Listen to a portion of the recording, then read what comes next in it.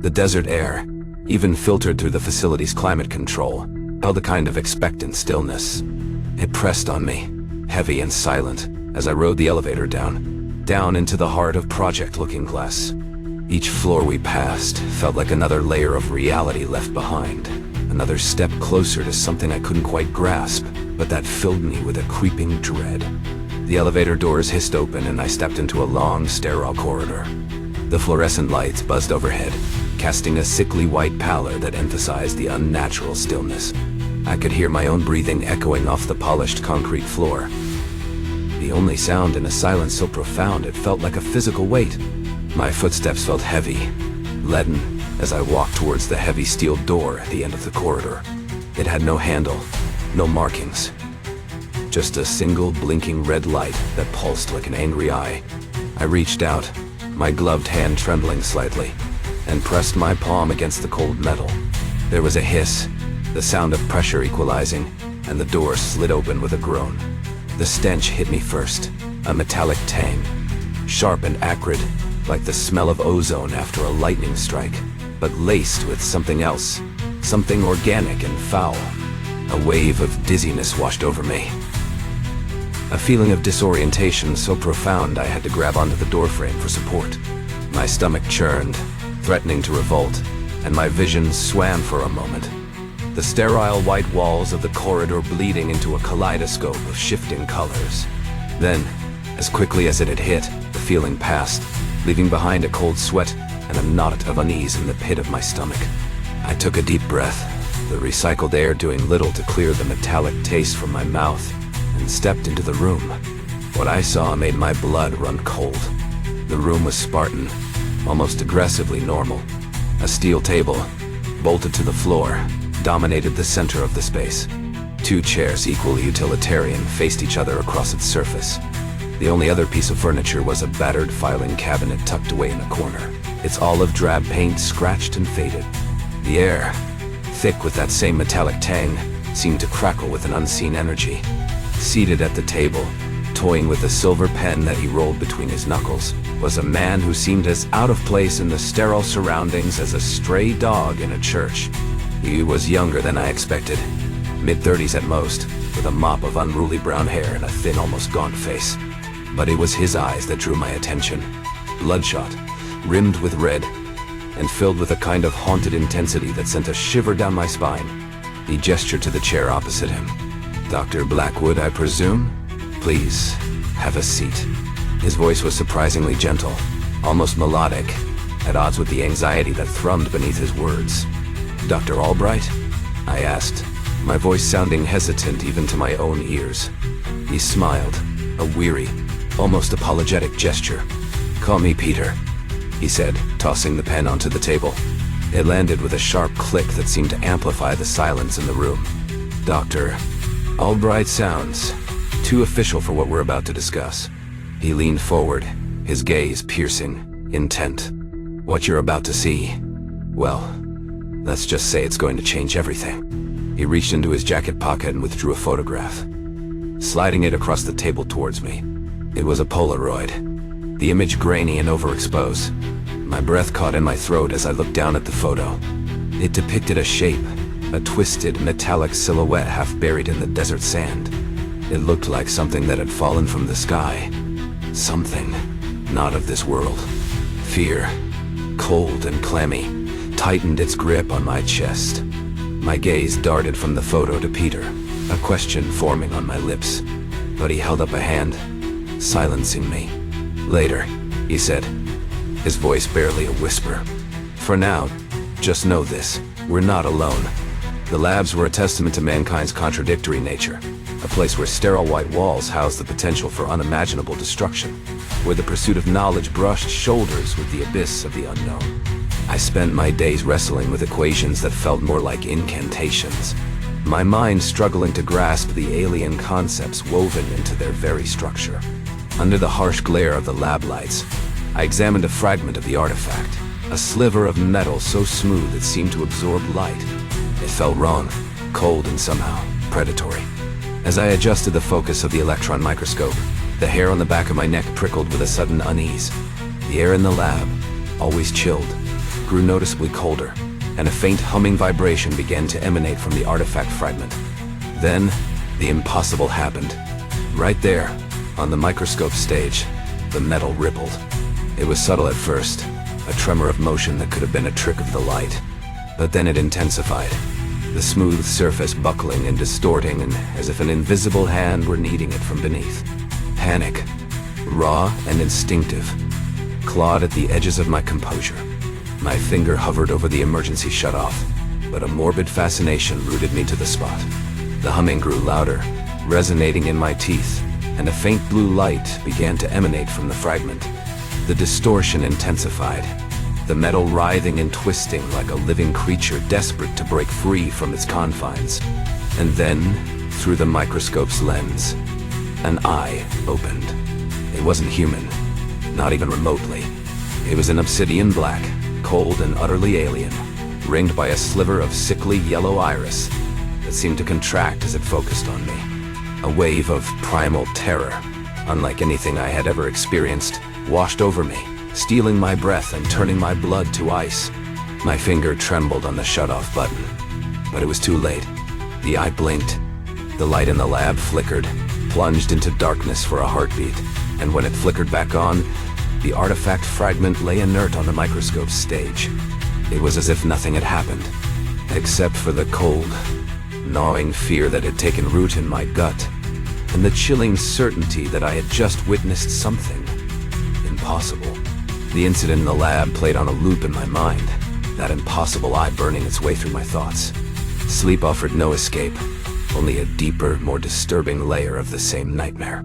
I tossed and turned, the sheets like a straitjacket, the hum of the facility's ventilation system a constant, grating reminder of where I was, what I had seen. Daylight brought a sterile, fluorescent-tinged version of reality, but no comfort.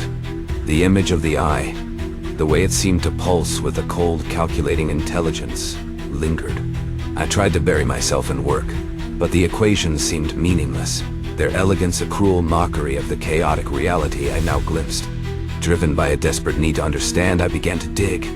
The facility's network, labyrinthine and riddled with security protocols, became my hunting ground. I found reports of unexplained energy fluctuations, strange temporal anomalies near the artifact testing sites. Each discovery another brick in a wall of dread, sealing me in. Late one night, while scouring old personnel logs, I stumbled upon a chilling detail. 3 technicians, all assigned to the artifact recovery team, had vanished without a trace in the weeks following the crash. No records of transfer, no resignations, just a blank space where their names should have been. Swallowed whole by the desert, or something worse? I found myself standing outside their former lab, the door sealed with hazard tape, the air thick with a silence that hummed with unseen energy. A security camera, mounted high on the wall, stared down blindly. I could feel a prickle of unease on the back of my neck, the hair standing on end as if sensing an unseen presence. The air in the observation chamber was thick with the metallic tang of fear and anticipation. 12 cages, each holding a pair of skittering white rats, formed a macabre circle around a central platform where a pulsating fragment of the artifact resided. It throbbed with a sickly internal light, casting elongated shadows that writhed on the walls like phantoms. Miller, a young technician with nervous eyes and a tremor in his hand, fiddled with the monitoring equipment. "Ready when you are, Doctor." "Blackwood," he mumbled, not meeting my gaze. I felt a chill, a primal shiver that had nothing to do with the air conditioning. My gut screamed at me to abort, to seal the chamber and flood it with enough radiation to sterilize a dead planet. But the scientist in me, that insatiable need to understand, held me captive. Through the two-way mirror, I watched as the first rat, a plump specimen with twitching whiskers, froze. It stood on its hind legs, tiny paws scrabbling at the air, its black eyes reflecting the pulsating light of the artifact. Then, with a flicker that seemed to twist the air itself, it was gone. Vanished. Not dead, not dragged away, simply erased as if it had never existed. Miller let out a shaky breath, his face ashen. There it is again, he stammered, pointing a trembling finger at the digital readout. The energy spike, the temporal distortion, just like before. One by one, the remaining rats succumbed to the same inexplicable phenomenon. They'd freeze, eyes wide with a terror that mirrored my own, then vanish in a blink of distorted light. Soon, only empty cages remained, the silence amplifying the growing dread in my gut. I was no longer observing an experiment. I was witnessing a hunt, and I had a terrifying feeling we were the prey. The silence after the rats vanished was heavy, absolute. It pressed in on me, suffocating, a tangible manifestation of the dread that had sunk its claws into my gut. Miller, his face pale and glistening with sweat, just stared at the empty cages, his breath catching in ragged gasps. "They're gone," he whispered, his voice thin and reedy, just like the others. He didn't need to elaborate. We both knew what he meant. The missing technicians, the unexplained disappearances that had plagued the facility since the artifact's arrival. What had started as a whisper of unease had morphed into a full-blown panic. A silent contagion spreading through the sterile corridors like a virus. Albright tried to maintain order, his pronouncements of containment protocols and reassurances ringing hollow in the face of the impossible. But I saw the fear in his eyes, the frantic glint that betrayed his carefully constructed facade of control. The disappearances escalated. One day, it was a janitor. His cart found abandoned near a restricted lab. The next, a team of researchers vanished during a routine analysis, their equipment left humming uselessly in the sterile silence. Each disappearance chipped away at our sanity, leaving behind a raw, primal terror that no amount of scientific reasoning could dispel. I walked the corridors like a ghost, the weight of my knowledge a leaden cloak. The flickering fluorescent lights, once a mundane annoyance, now pulsed with a malevolent energy. Their hum a constant reminder of the unseen presence that stalked us. Sleep became an exercise in futility, my dreams haunted by the cold reptilian gaze of the artifact, the echo of unseen creatures moving just beyond the veil of perception. We had opened a door to something terrible, something ancient and hungry. And now, it was picking us off one by one, erasing us from existence as if we were nothing more than lines of code in a malfunctioning program. A hand on my shoulder, jarring me from a dream I couldn't quite grasp. Albright, his face a mask of exhaustion and something that might have been exhilaration, stood over me. His grip tightened, his fingers digging into my arm like talons. "We think we found a way," he rasped, his voice hoarse, as if he hadn't used it in days. Hope, a fragile butterfly that had been dormant in the icy wasteland of my chest, fluttered to life.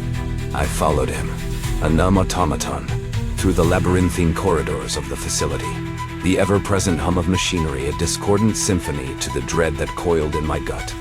He led me to a makeshift command center, a hive of activity in the otherwise deserted sector. Technicians huddled around glowing monitors, their faces illuminated by the flickering green light, their whispers like the rustle of dry leaves in a graveyard. Albright, his manic energy making him appear almost energized amidst the fear-tinged exhaustion, pointed to a complex schematic on the main screen. It depicted the artifact, its chaotic geometry rendered in stark black lines against a grid of coordinates. Lines of energy, pulsing and alive, radiated outwards, intersecting with other points, other dimensions. "We've mapped the energy signature," Albright explained, his voice edged with a manic glee that set my teeth on edge. "The thing, the entity, it's drawing energy from specific points.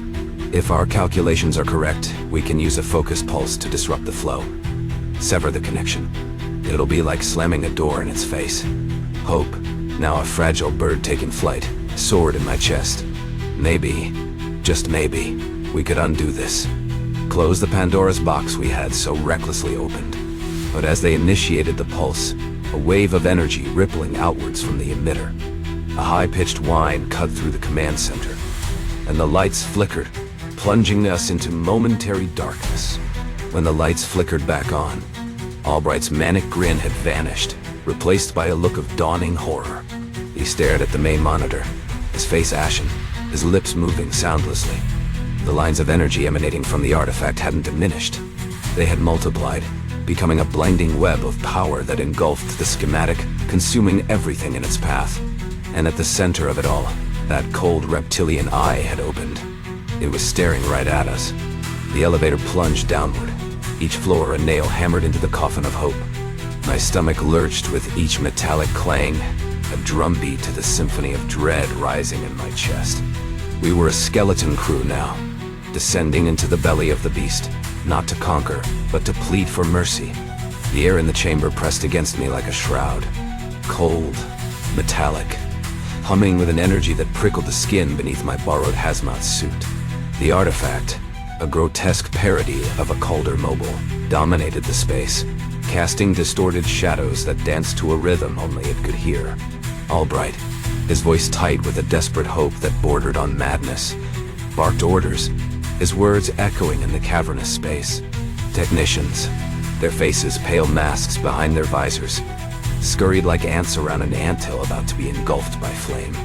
And then, it was there, a rent in the air, a shimmering distortion that blossomed in front of the artifact like a poisonous flower.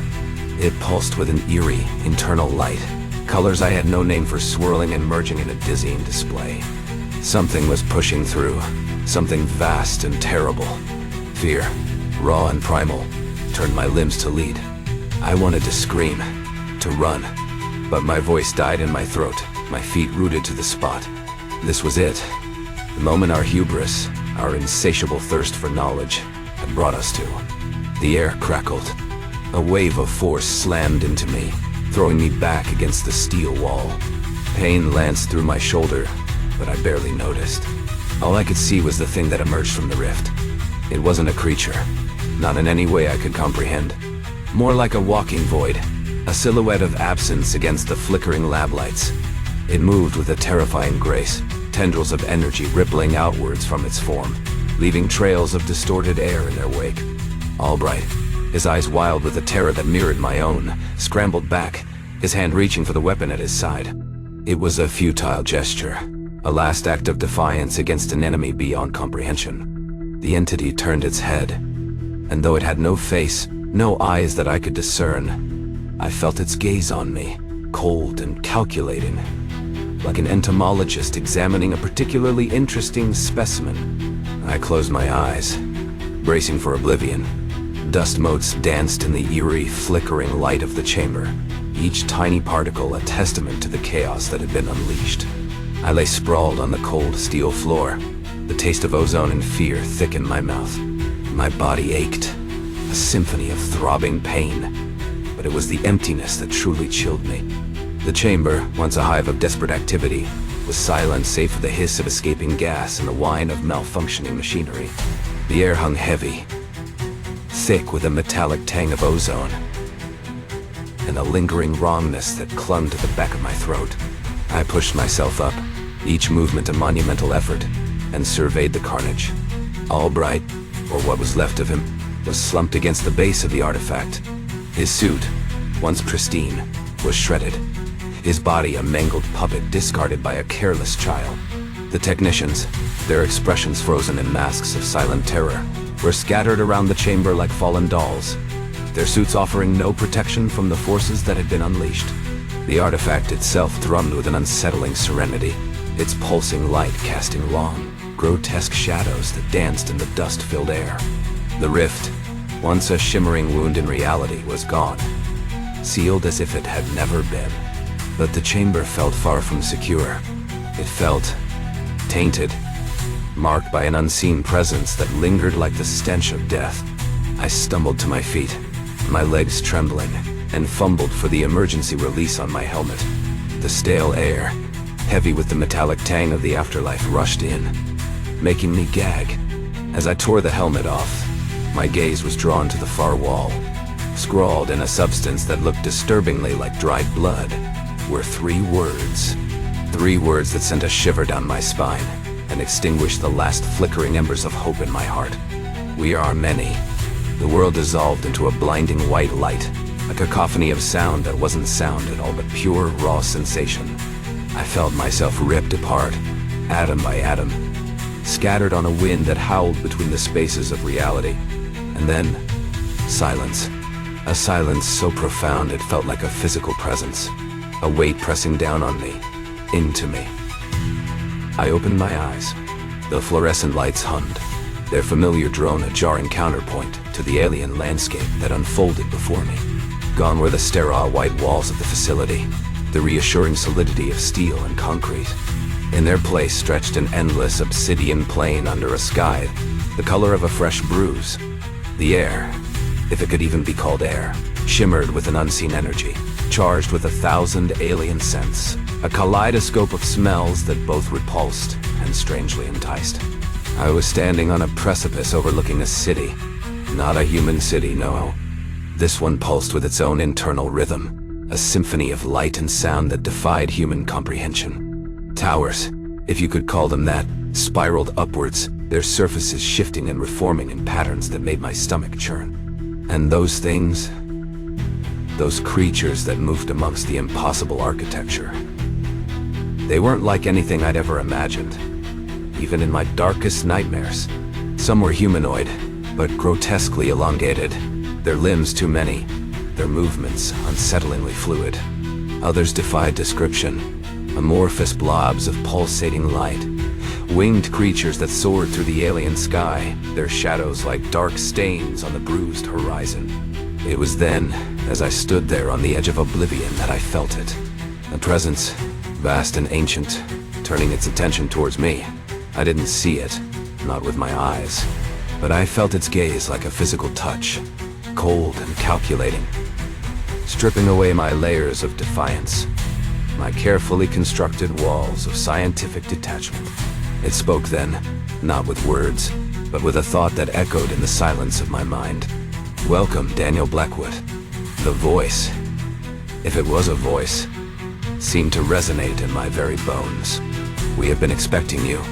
The fear, the bone-chilling terror that had been my constant companion was gone. In its place bloomed a cold, alien understanding. This was no invasion, no hostile takeover. This was a homecoming. We are the architects, the voice whispered, and you are the key.